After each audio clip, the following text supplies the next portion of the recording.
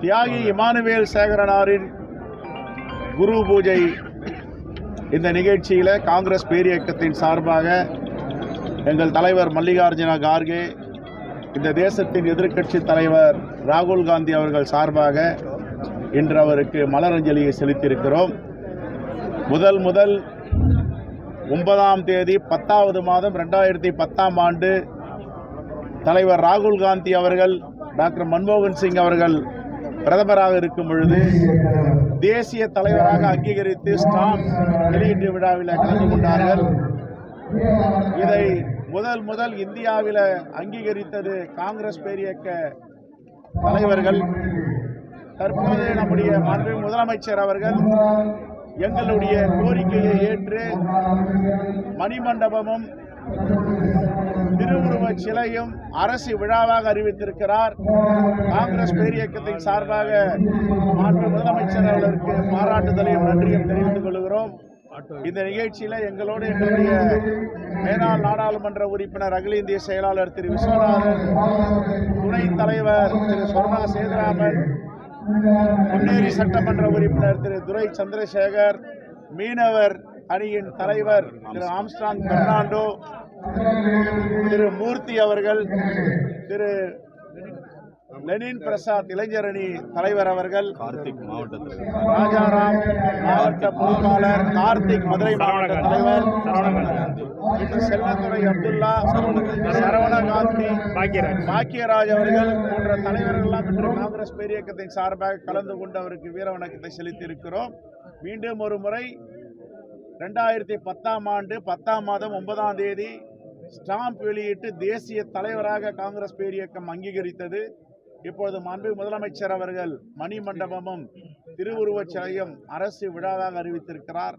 மீண்டும் ஒரு முறை காங்கிரஸ் பேரியக்கத்தின் சார்பாக நன்றியை தெரிவித்துக் கொள்கிறோம். நன்றி. இதில் எந்த உண்மையும் கிடையாது. குறிப்பாக ராமநாதபுரம் காவல்துறைக்கு எங்களுடைய வேண்டுகோள், இதை சரியான முறையில் பராமரிக்க வேண்டும். எங்களுக்கு மதுரை மாவட்டத்தில் சரியான முறையில் பாதுகாப்பு கொடுத்து அளித்து வந்தார்கள். சிவகங்கையில் சரியான முறையில் பாதுகாப்பு கொடுத்து இங்கே கூட்டி வந்தார்கள்.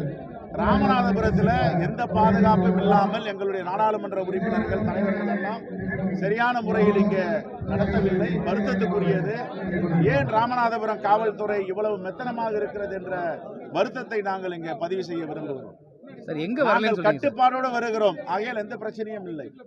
ஆனால் ஒரு காங்கிரஸ் பேரியக்கத்துடைய தலைவர்கள் வரும்பொழுது ராமநாதபுரம் மாவட்டத்துறை காவல்துறை கண்காணிப்பாளர் ஏன் இதை ஒழுங்குபடுத்தவில்லை? இது வேதனைக்குரிய விஷயம். நாங்கள் எல்லாம் கட்டுப்பாடோடு இருக்கிறோம். இது மனநிறைவோடு முடிந்திருக்கிறது. ஒருவேளை கட்டுப்பாடு இல்லாமல் தள்ளுமுள்ளு நடந்திருந்தால் இது யார் பொறுப்பேற்பது? உண்மையிலே காவல்துறை ராமநாதபுரம் மாவட்டம் சரியாக இனி வரும் காலங்களில் செயல்பட வேண்டும். அங்கங்கே நிற்க வைப்பது, தலைவர்களை பிடிப்பது, சிறை பிடிப்பது போன்று இது எந்த விதத்திலும் ஏற்றுக்கொள்ள முடியாதது.